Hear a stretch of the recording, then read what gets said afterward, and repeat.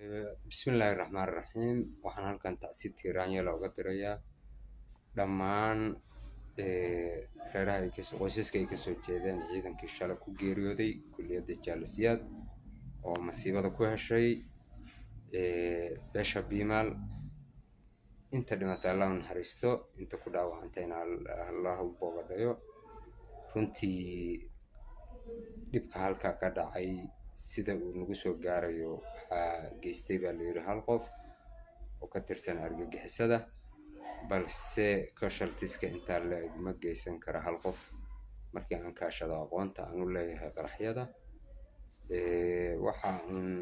ugu yaraan haddii ay dad noqoto BBID baa la yidhaahaa personal bond ID ugu yaraan shan qof ayaa dhibka intaa la-eg geysan kara ama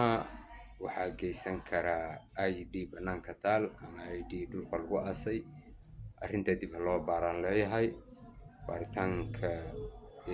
baaritaan markii lagu sameeyo in la maxkamadayaan codsanayaa dhammaan inta ku lug yeelata run ahaantii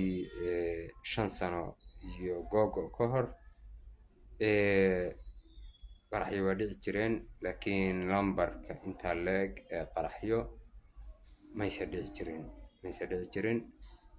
waxaa lala beegsanayo sidaan horey kugu sheegay waxaa weeye ciidamadii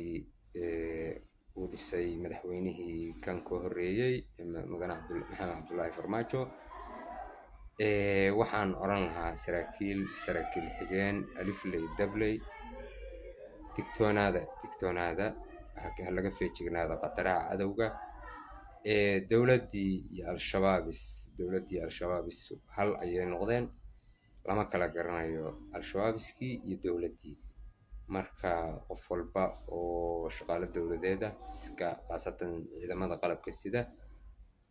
khaasatan raggii saraakiishaha ee soo shaqeeyey xilligii dowladdii hore